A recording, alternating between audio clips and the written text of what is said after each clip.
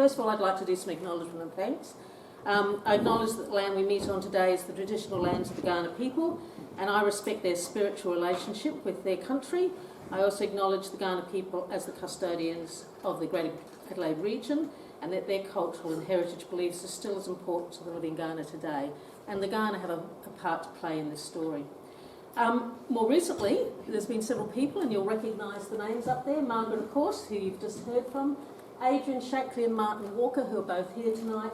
And of course, Jacinta down at the Gawler Cultural Heritage Centre. And of course, Paul and Rob and the whole Gawler history team. I really acknowledge the fact that they've all contributed to the information that I'm going to present tonight. So on to the next screen. Just to give you a bit of an outline, we're going to get through an awful lot tonight, from ancient history through to future uses of Goose Island. So I've got a lot of slides, so I'm going to do this at a fair pace. At the end, though, you'll see that I've left some space so that people can share their memories of Goose Island, because I'm sure there's a lot of people here that have information that won't be covered. And also, I'm quite happy at that stage to go do some questions and answers, which either I can answer or people in the audience can.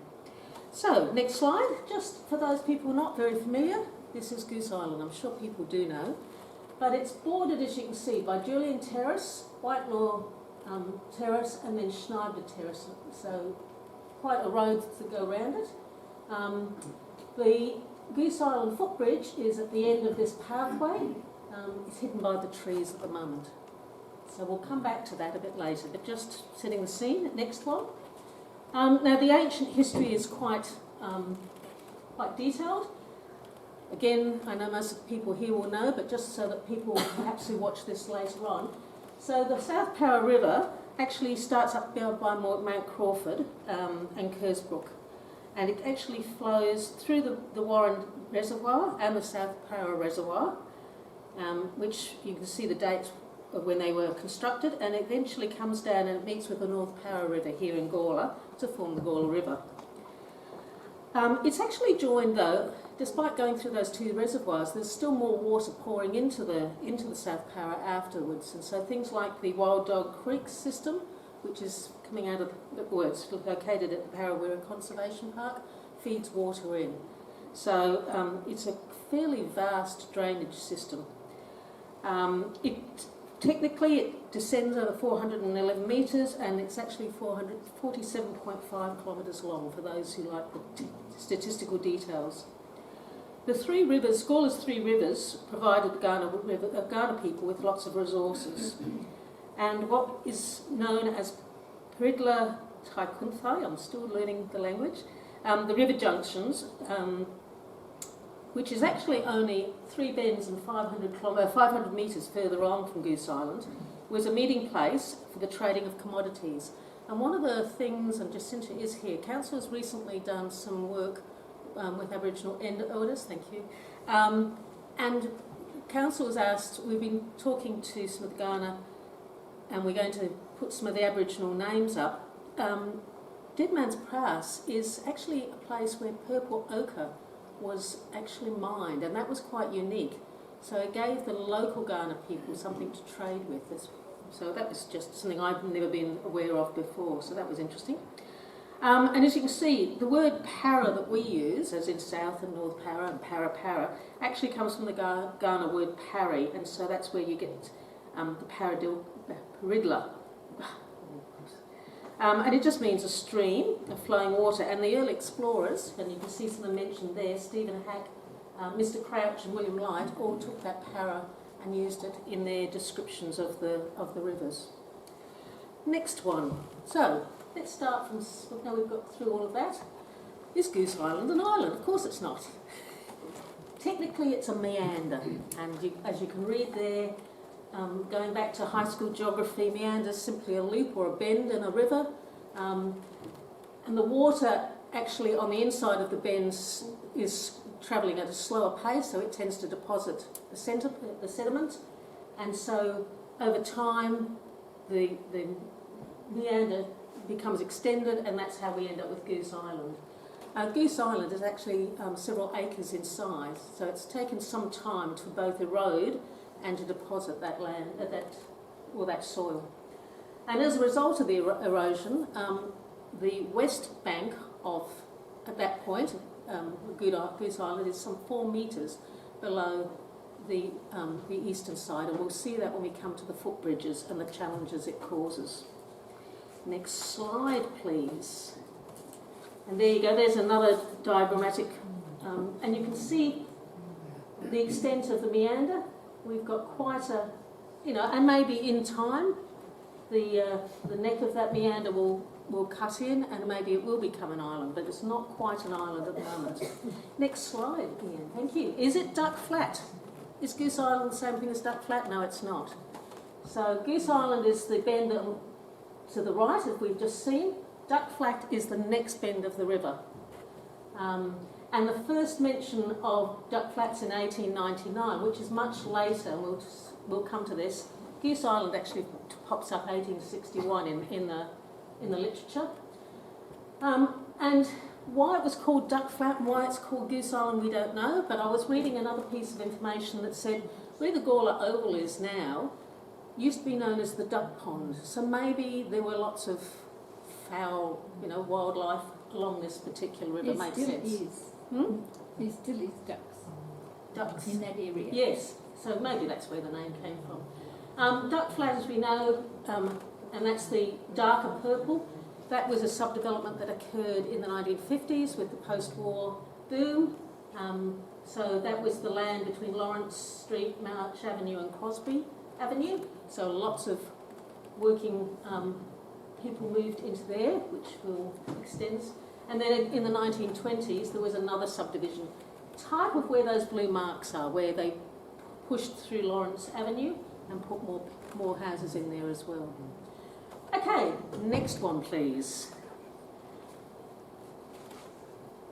Just interestingly, Goose Island wasn't actually part of the Gawler Council until 1933, but it always considered itself part of Gawler.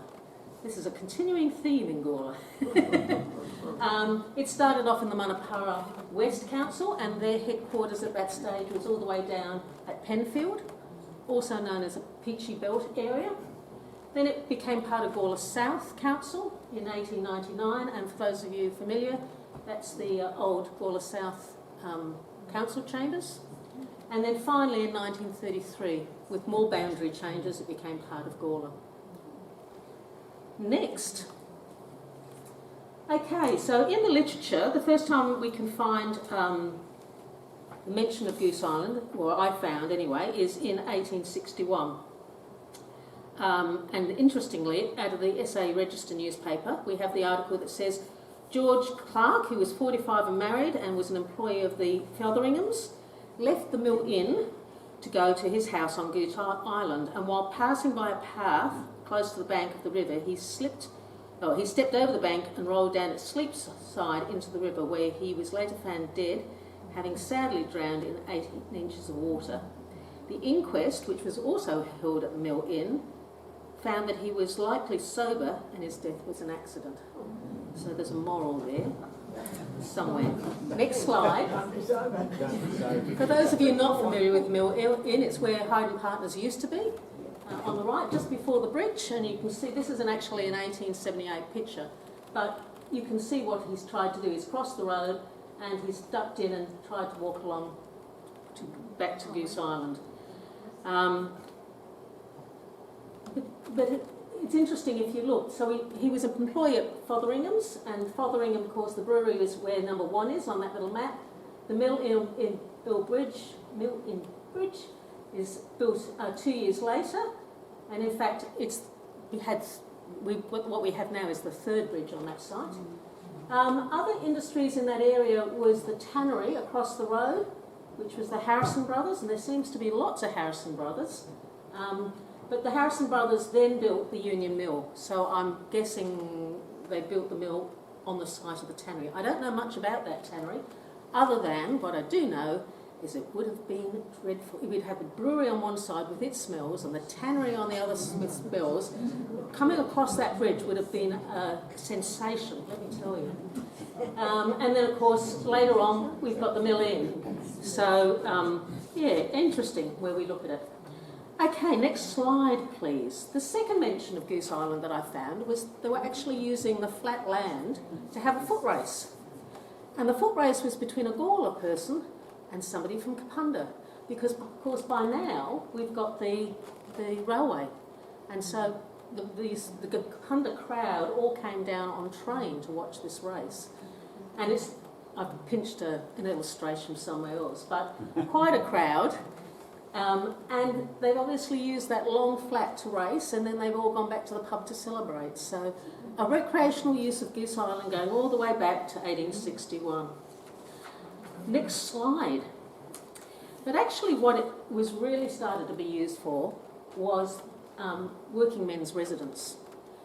And obviously working men at that stage weren't getting paid a lot, and so naturally they kept chickens and pigs. They had extensive gardens. They're called working men's gardens, but in fact it would have been their wives and their children maintaining them for sure. If we look where they were working, and we've got Stephen King's Mill, Victoria Mill, up the top there on Dundas Street. We've got James Martin's and John Jones's workshops coming in pretty quickly. The soap factory started in the mid-50s and went for quite a while. That was at the back of what we now know as the Kingsford Hotel, the Globe Hotel up there. And again, anyone involved, soap is made, and that's another smelly industry. And a tweed factory popped up. Now, I don't know exactly where the tweed factory was. I don't know much about it as well. But tweed, as you know, is again wool and lots of detergent. So what state the river was in with all of these smells and industrial waste going into it, it must have been particularly charming. Later on, 10 years later, we start to have industry actually establish itself on Goose Island. We have the Rodinger's flax mill, then we have Fotheringham's, another part or another section of the family started a cordial factory, and a bit later again, we've got the butter factory, which is next door. Now, my knowledge is they've all gone, and that's where those two-storey units or townhouses are now. Apparently, and we met, when Paul and I were taking that photo, we met a lady coming across who tells us that there's a lot of people with metal detectors out looking for artefacts, both around those three, but also onto Goose Island as well, and looking for whatever. But she often has seen metal detectorists out there, so interesting. Okay, next slide. And there's a quick picture of the cordial factory, so, substantial but not grand. Obviously just a working industry, but again, employing people, and their workers needed to be within walking distance and set themselves up, so that's really what Goose Island became. Next. And it continues through, the working men continues through even into the 20th century. And there we have, again, it's not a real photo, I pinched it from somewhere else. But there is messages in the Daily Herald, which was the Labor newspaper from the city. And it was considered that the men on strike would meet by the Goose Island footbridge and do a roll call. So in its time, it was well known, it was an easy place for them to congregate, and it wasn't that far from the actual factory, from the works as well. Next one. Right, let's get along to the floods, because that really has had an impact. And we had a bit of a discussion, Rob and I, about whether it was occasional or regular. So to prove the point, these are all the things that I've been able to find when floods came through. Now, significant floods that were reported in the newspapers. First one comes out of Knott's history of Gawler, going all the way back to 1847 and coming forward. The most significant one, I suspect, I've darkened it, is 1889. That was a mega flood that took out the bridges as well as the footbridges and caused enormous damage. They built the Warren Reservoir, and the very next year they had a flood. They had to start repairing the footbridge, and I'm not going to give it away, but in your mind, have a bit of a guess when the footbridge went in, the first footbridge, because it's interesting for that. All the way through 20s, 30s, 1951, 58, they put in the South Power Reservoir, and then they had a real whopper all the way through the 60s, 70s and 80s, more floods. The latest one we've had is 2005. Seems to me like we've been a long time without a flood. So it's not something that's been solved by putting reservoirs in. Interestingly to me is that often they have, so you get 85, 89, 90, so you often 93, so you often have like a wet spot. For people interested in climates, it'd be interesting to type and see what else was happening. Yeah. Next one, please, Ian. So just, this one was part of an article. So in 1889 it was reported that the floodwaters did the most injury at Goose Island. The loss of property on the spot is heart-rending. I counted at least 12 houses in which the water had entered. One stone house it swept away, the end and the front veranda. This and a few houses close to it had 6 feet of water in them. Stone and other fences, fruit trees, vegetables and flower gardens. The work of many years was swept away in a few minutes. Household furniture and clothing were damaged and destroyed, the sufferers being mostly labouring men. Again, men and women and children. Sorry. History keeps writing people out of the situation. Next, but interesting with that article came some illustrations. So, up the top we've got Day's garden fence, veranda and east end of the house was washed away. To the right there's a hen house and concrete wall is being damaged, and the bottom one says carries 7 feet of water in house and the garden wall down. Now, for me they're really interesting because, you know, you've really got somebody sitting actually sketching the damage. You can type of see the type of houses. The two pictured are obviously stone and rubble, but the damage has been quite extensive. Other thing to notice is the name. So we've got Days and we've got Careys. Next slide, please. So another article said the flood washed away Goose Island's footbridge, submerging a good part of Goose Island where there are many nice houses belonging to Martin and Co.'s employees. A Chinaman's garden was washed away and his house is entirely underwater, just the roof showing. The Chinaman would not leave and had to be dragged out. The end was washed out of one house and Messrs. Day, Carey, Bailey, Glastonbury, Pole, Brown and Nichols had to fly, some in their night clothes, leaving their furniture to the mercy of the water. So in these reports, you start to see surnames that we still have in Gawler at the moment. So people interested in, as Margaret says, in family history, there's some really good things in the early newspapers that will help you. Next one, going up to the 1917. Again, so we're now 28 years later and another flood. The Chinaman who had at that time a fine garden on the spur had to be forcibly removed, but 2 feet of Mr. Carey's gable roof was discernible and the whole of the houses in a thickly populated neighbourhood were flooded through and furniture floated out into the stream. Mr. Day's house was rendered a complete wreck.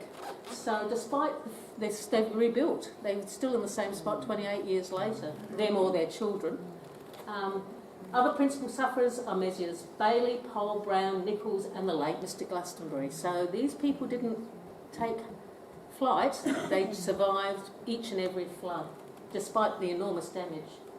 Water also flooded up into Walker Place through Murray Street, and the terrace at the rear of James Harris and Sons, which we now know as Ned's, and into Reed Street to Jacob Street were full of water.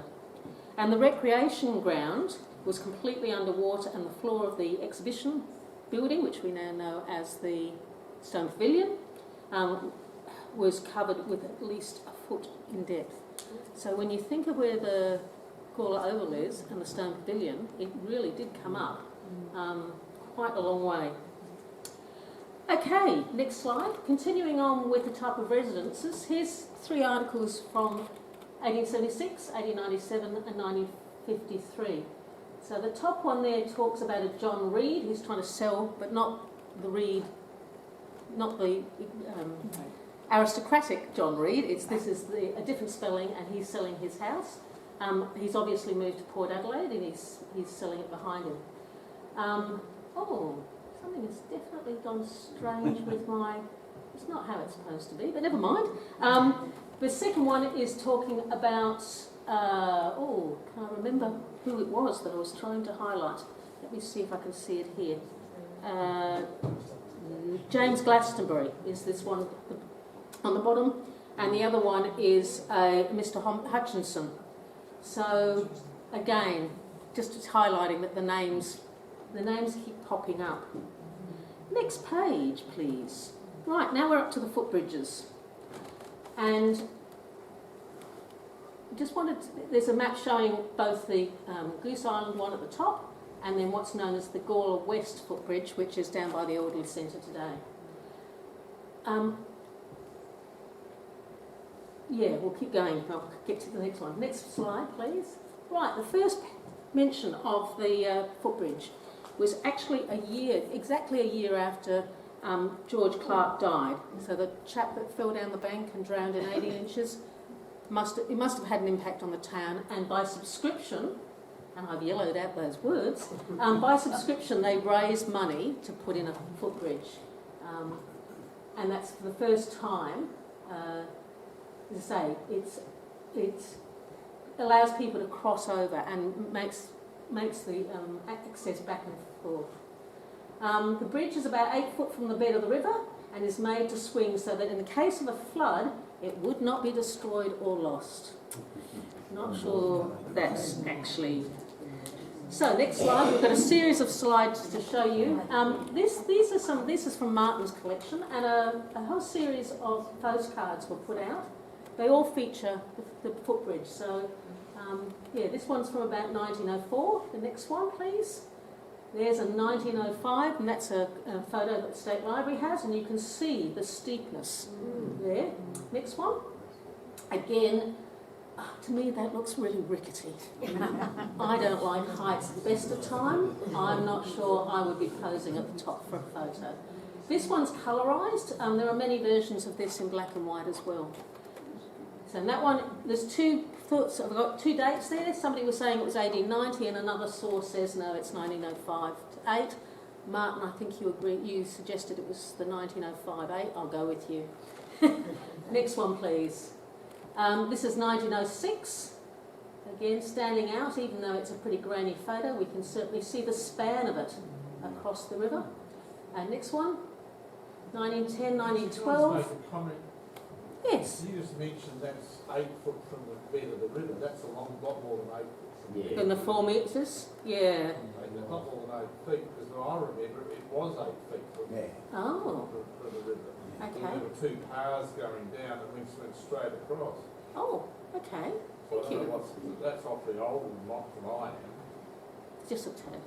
But no, thank you. I'll take that on board and have a look at that. Okay, this is 1910, 1912. Next one.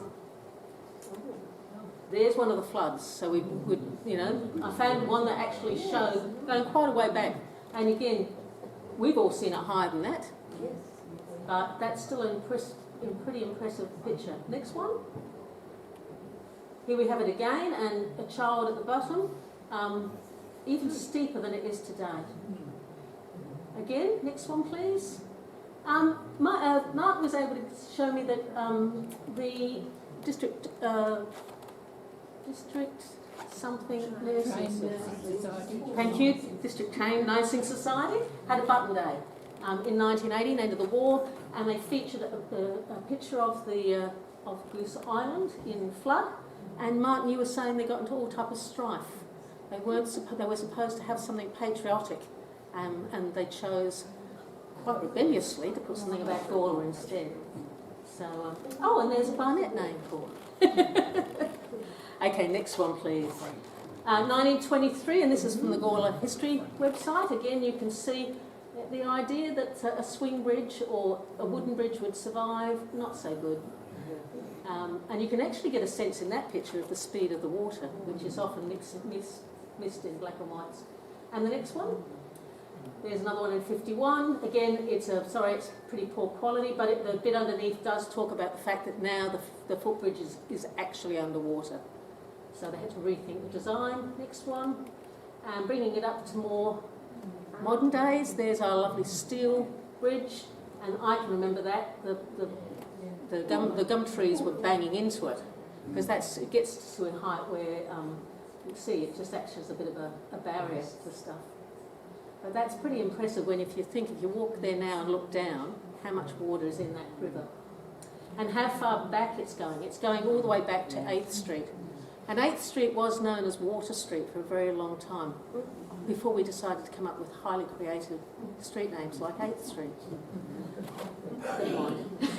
Okay, next one please. Right, there's a whole series of photos which, hopefully. Now, there was also public health issues associated with all those houses and the river. Part of the working men's gardens is that they kept pigs, and then they had slaughterhouses. So there were some issues there, and that, again, draining into the water. And I found at least 3 occasions where there were serious outbreaks of disease. They kept pigeons, whether they kept pigeons to eat or whether they kept pigeons to race in 1885, I'm not sure. But they were causing problems because, of course, they were all on rainwater, and that was causing health issues as well. There were stagnant ponds in 1878, and that was causing problem. And then, of course, there's the problem of actually water. And sadly, in 1892, Willie Sampson drowned. And he obviously lived with his family on Goose Island.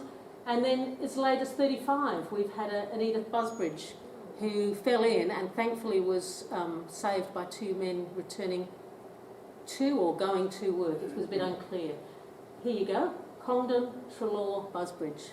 The names keep repeating time and time again. But these Busbridges, be interesting to see where they're connected in. Because there was a Busbridge who was the mayor of Gawler, but I'm not sure where that fits. Okay, next slide, please. Earlier we talked about the Chinamen, Chinese market gardeners in Gawler, and we certainly know that we have them. These are actually 2 market gardeners from New Zealand because we don't have our own photo, but we will keep looking. Next slide. We had Chinese here for quite a while, and it's a bit of an interest. The whole multicultural thing of early colonial Gawler is quite interesting to me. Doing a scan through the media, the first name I found was in 1882, but it goes all the way through. 1883, we've got a Jimmy R. Hin, who was charged by Robert Rankin, who was manager of the ostrich farm, with fraudulently, and he was upset because he accused Jimmy of fraudulently taking and converting for his own use a cheque for the cost of £10, £10 for 4pence. Hin had formerly been employed by Malcolm, manager of the Victoria Mill, and he cashed the cheque in Laura and then went on to Tarawi. So these are it tells me that this person is moving through, taking employment wherever he can find it, and he's moving further and further north. And then we've got the other, the mentions before where the Chinaman's Garden were inundated through floods. And then there was the interesting case in 1895 where there was a Scotsman who worked at James Martin who went out and thumped a Chinaman by the name of Kong Lee because Kong Lee had claimed his wife back. So there's all the riches. And Kong Lee had come up from the city to claim back his wife and taken refuge with a Chinaman on Goose Island. So we've got a span there at least of 13 years where we've got Chinese market or Chinese people working in Gawler, many of them doing their market gardening on Goose Island. It all seems to disappear in 1901, straight after Federation, where we brought in the Immigration Restriction Act, often known as the White Australia. But, and it does occur to me, these are fairly generic names, but I'm going to make the guess that they all come from China rather than from a different part of the world. Okay, next one. And it turns out these Chinese market gardeners were leasing the land from James Martin, of course. Oh, it's done it again. Damn. Okay. I really have to figure out how this is. The first one is where James Martin is offering to convey to the Gawler Corporation in 1879. So 1879, Gawler doesn't own, that's a different council area, but James Martin's offering the land to the council for a public garden. They didn't take up that at that stage, but even though they had one of the councillors supporting it. In 1886, he is again offering it to the council for the site of the location of public swing baths, because the town at that stage possibly had lost a lot of people by drowning, and had they needed public swing baths both for lessons but also for public health needs. Again, and the interesting thing there is he's quite happy to offer his land to Goose to the council as soon as the Chinaman's lease was out. So very, very definite link that he's leasing that land. And then finally, after James Martin had died, we have the 1900 auction, and again it talks about allotments 10, 11 and 12 in Gawler South, known as the Chinaman's Garden, containing 2 acres and 3 roofs. Thank you. So quite a large area. Okay, next one, please. Now,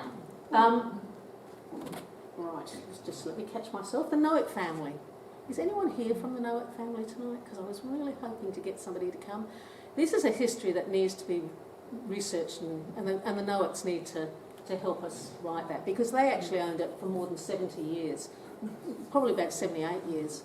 From what I was able to find out, original Mr. Noack bought it in 1922.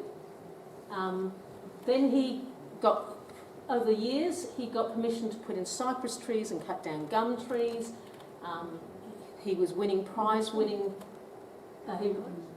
growing prize-winning potatoes, which won awards at the Gawler Show. In 1947, so probably shortly after the war, they created joinery business at the back of the property, coming in off 9th Street. In 51, 3,000 poppies, 4,000 gladioli and 9,000 stocks were washed away. So not only are they running a florist at the front, but they're using the land to grow all of those bulbs and things. There's a different Mr. Noack who becomes a councillor on Gawler Corporation, and eventually stood for Parliament but was unsuccessful. And there was a whole dilemma about somebody had got to these cork elms and cut them. So there was some tension about what was happening there. And finally, in 1999, the Bunyip shows that Eric Noack sells the land to council. So quite a long span, and it'd be really interesting to get some more information. I've just grabbed some stuff out of the newspapers. The one on the right talks about the fact that he'd planted silky oaks, and with their lovely colouring. And I know from my time, remembering they had quite a large plantation of natives at the back, which they would use for foliage, and non-natives. So yeah, it was quite extensive. Next one. And of course, again from Martin's collection, most of us would remember the flower wagon at the front, and then a more current 2012, the house as it is more recently. So yes, thank you. And last of all, there's just council bought Goose Island during Dr. Eastick's mayoral period. So, and it was seen then that they'd actually bought it for recreational purposes. So, council's had it for a fair while. Okay, thank you. Next one. So I just went down and took some photos actually at the bridge, and I don't know my trees, but I'm sure some of the cork elms and maybe some of the others, the non-natives, some of them are doing quite well, some of them aren't. Some of them are showing, the one at the end of the bridge is obviously not doing as well. But next one, if we look at the original picture again, you get a sense of, to the right of the footpath is as I remember it. That was quite concentrated plant nursery with different, and you can see the remnants of that. You can see the line beside the path of different trees. I'd be interested to know from the NOACs exactly how they set it out and at what point they did, because I think that's an important part of the history. Okay, next one please. Right, here's the one that really gets people excited. So in 1912, the Bunyip reports the frequently expressed proposal to dam the South River for a recreational facility was finally undertaken by voluntary labour, because the council had decided in 1910 that it could not afford the construction of a weir for this purpose. A barrage was erected across the South Parra between the Goose Island and Gawler West Footbridge, and the area created much pleasure for 2 seasons before it was allowed to fall into disuse from 1914, the start of the war. That one was demolished in 1917, so that's the first go. In 1919, the new weir over the South Parra was undertaken, this time by the corporation, and it was completed, but again, inadequacies of construction were quickly evident and resulted in the area falling into disuse within a few seasons. So a bit of a flash in the pan, and it was finally blown up in 1933. Now, Paul, you were telling me, is it Doug Rao was telling you? Yes. He was in the main street when the bits of concrete... As a child. As a child, Doug, yeah, coming in. So they paid some... I don't know, I can't remember exactly. There was a... to go in, and he assured them that he was an expert, but it turned into quite an experience. So, next one, please. And there is the photo on the left that you're probably familiar with. If you look at the people at the boat at the top, they might look familiar, because down here on the right is the mosaic that was on the old toilet block, and that's where the people that were involved in doing that mosaic all that time ago must have used that part of the picture to do it. But I find that a really interesting photo, because you can see, they're blocking it up with wood. And it was obviously quite, well used for the time. And in fact, the next picture... Sorry, just to interrupt, just short on that one, that photograph there. Go back. If you can put that back, is Michael Jacob, who's a member of the committee. Am I correct, Michael? It was your great-great-grandfather? Grandfather. So here's the chap to the left in the white shirt. In the white shirt. There you go. Isn't that fabulous? You don't know who he's in the boat with? No. That's excellent. Okay, thank you. And they're actually, he's down here on the right by the gum tree, although that's a much less clear picture. But again, you can see the slope, and you can see this is actually the launch, the official launch in December of 1919. We've got past the war. Most of the troops are home. The town's still mourning the people that they lost. It's like a community event to bring people out and have something nice to do, rather than the horrors that people have gone through for the last 4 or 5 years of the war. So you can imagine how popular it was, but after a few years, again, it didn't work. Okay, and I suspect the next flood would have taken it out anyway. Okay, next one, please. So what's going to happen? What are we going to use Goose Island for? It's been the subject of multiple council reports, let me tell you.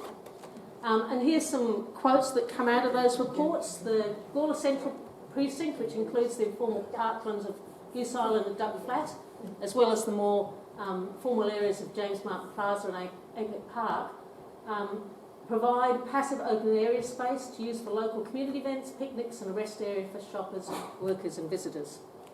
Another one suggested that Goose Island should be used as a village green, congregation and event space, nature play with limited built form and flood zones considered. But it wasn't within the current scope of that particular report. Another report said investigating upgrading the Goose Island footbridge, particularly as, if you have a look at it today, and as Lily Crap keeps pointing out, if you are not completely able in your walking, you can't get up or down it. And Lynn, as a Paralympian, can barely do it now. So we've got to look at that seriously. And then again, activation of Goose Island through connection and upgrades. So lots have been written on it. Next one. Most of you might remember that Jackie Law-Smith actually did activate it. So for 2 years, in 2004 and 2006, on Easter Sunday, Easter Monday, she held, with a whole pile of other people as well, the Gawler Gourmet and Heritage Festival, and there's a really good range of articles and pictures on the Gawler history team. People dressed up. On the right, Martin was able to provide me with actually the program, which is very good. The yellow blocked out piece is actually highlighting that Jackie refers to the fact that there'd been a festival before on this land in 1865, and I thought, oh, hang on, what's that about? Next slide. In 1865, the Gawler Institute celebrated its 8th anniversary. It wasn't, there was no such thing as the Institute building. It was still meeting down at the Oddfellows, thank you, and it was raising money. And so it had a monster fair to raise funds. And they had it on Goose Island. The pictures on the right of the various, they invited the governor up, and they had a train full of people come up from the city, and they decorated the town with pine trees. Gawler apparently looked as green as, because it had pine trees or pine branches all over it. But it says here, you know, there was the groups of dozens and half dozens of holiday makers seated in recesses formerly excavated by the current on the banks of the South River, discussing chicken and bottled beer whenever a yard breadth of shade justified a proceeding. It's lovely. It really is a nice article. And for those of you familiar, there's a long poster that says, you know, the Gawler Institute 8th anniversary and the Monster Fair. For some reason, I'd always thought it was in the Oddfellows building, because it talks about the women had a bazaar, and there was about 13 or 14 stalls of women selling things, and the governor came in, and there was complaints they couldn't hear him. But they actually had, it must have been in a big marquee down on the Goose Island, so interesting. It's really good. We should do something like that again. I think Jackie had the right idea. She was probably ahead of the time, and I think we should really seriously look at something like that again. Okay, next one. And here's some of the lovely photos of how they set it out.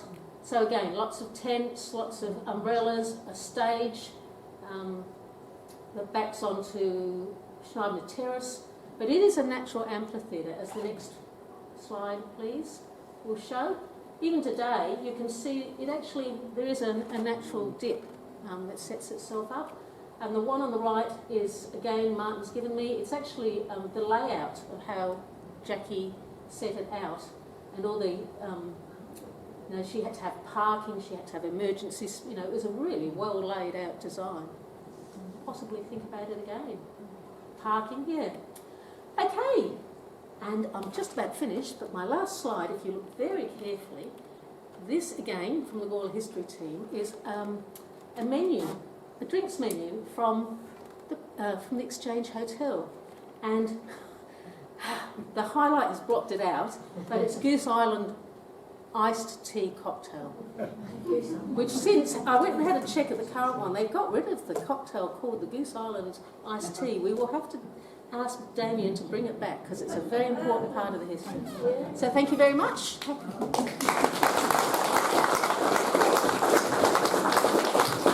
So I've got Mark's memories of it being much steeper in his day, not more than 8 foot. We've got Joe, your grandfather, in both. What other memories have I missed or not captured that people can remember?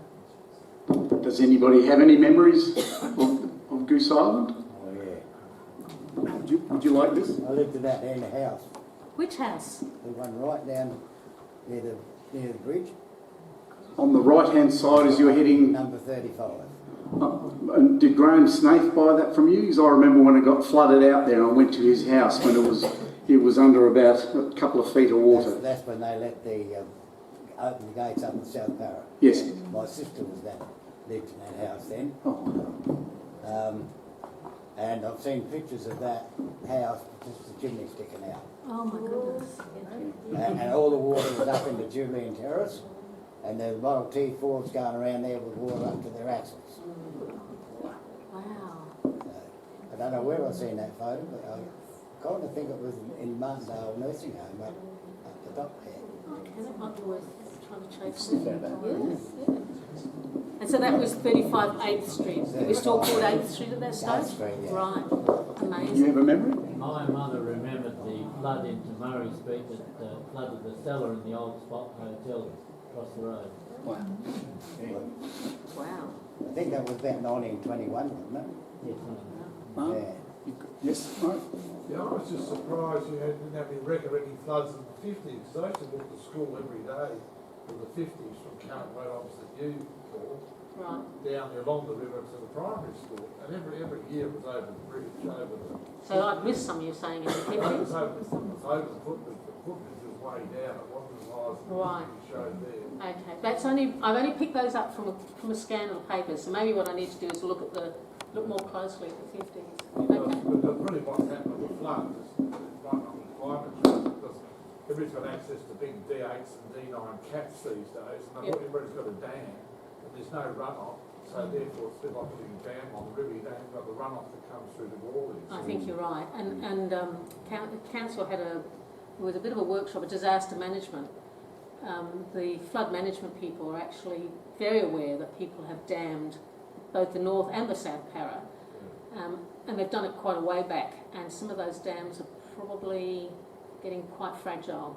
And should they all go, we will get the impacts downstream. But anyway, thank you.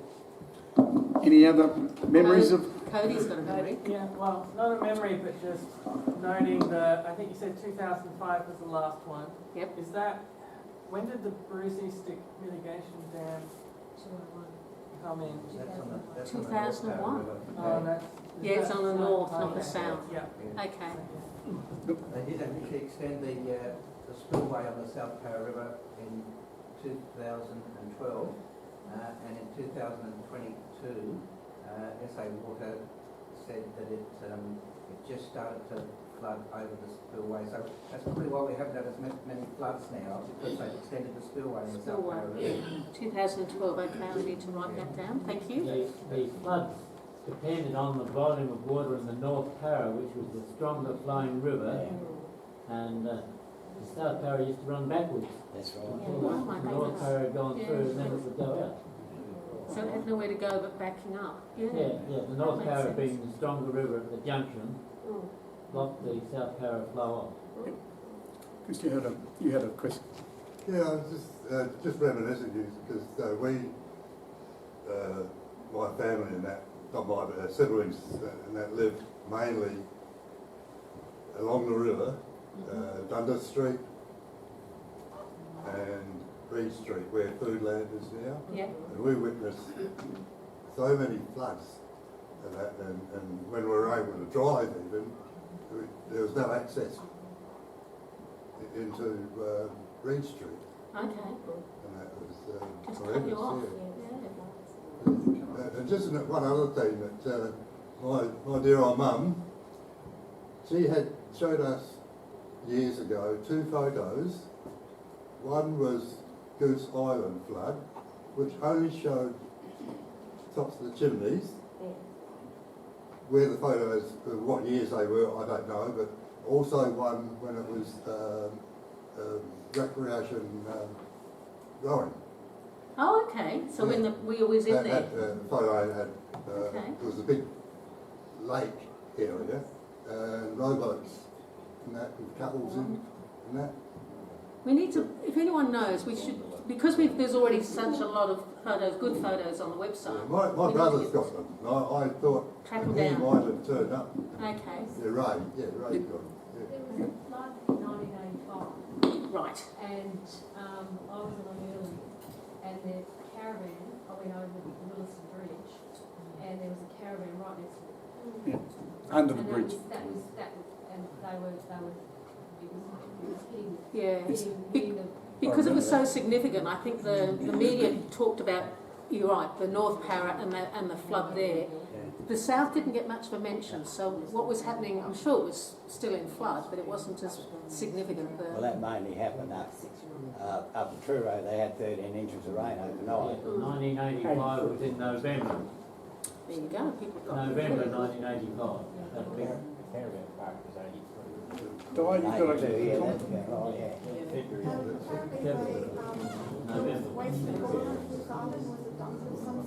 the northwest corner. So,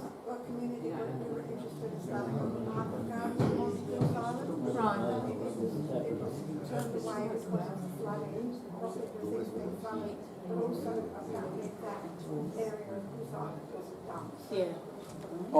I can remember taking a photograph of the bunyip when Eric Noack owned or was using the land, and he had his flower wagon, and he had all of this waste foam, which is and there was a hole there, and I got a photo of him putting all this foam in there.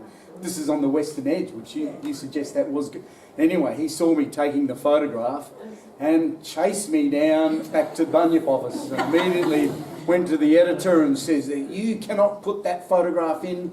And we made a deal with him. He says, if you get rid of all the foam and everything out of it, it doesn't go in.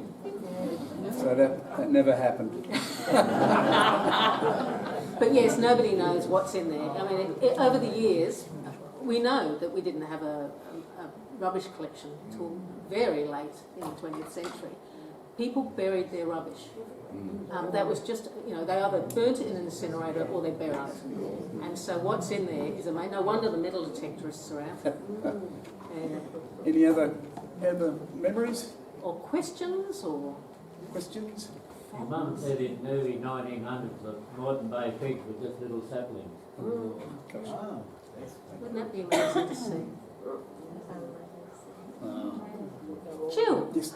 Thanks for mentioning Jackie Smith. I had actually forgotten.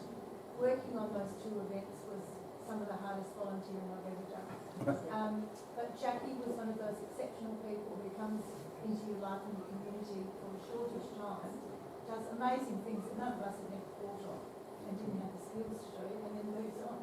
Yes. And just did some amazing. And she brought, I mean, her brother-in-law was Glenn Shorrock, so he came, but the Adelaide Philharmonic Orchestra turned up. I mean, in terms of event management, that's pretty high level. And she came from Sydney, and she did have that. Yeah, a mindset. She had a mindset, and I remember thinking, oh my goodness, like, what? So she was certainly ahead of her time. We could do with another person back like that, with that type of vision and drive. So, and while she spearheaded it, I was very much aware she had a very large group of locals behind her supporting her. Hard work. Okay, I think I've managed to get by without too many questions. Thank you very much. Thank you very much. Before you go, thank you very much for giving an absolutely magnificent talk on the Goose Island. It's a special piece of Gawler's history, and it has lots more. I think you could be writing more books about all this in the future. Just saying. Yeah. But on behalf of the Gawler History team and the guests, I'd like to offer you a thank you basket. In appreciation. Thank you very much. Thank you. Thank you very much. That's much appreciated.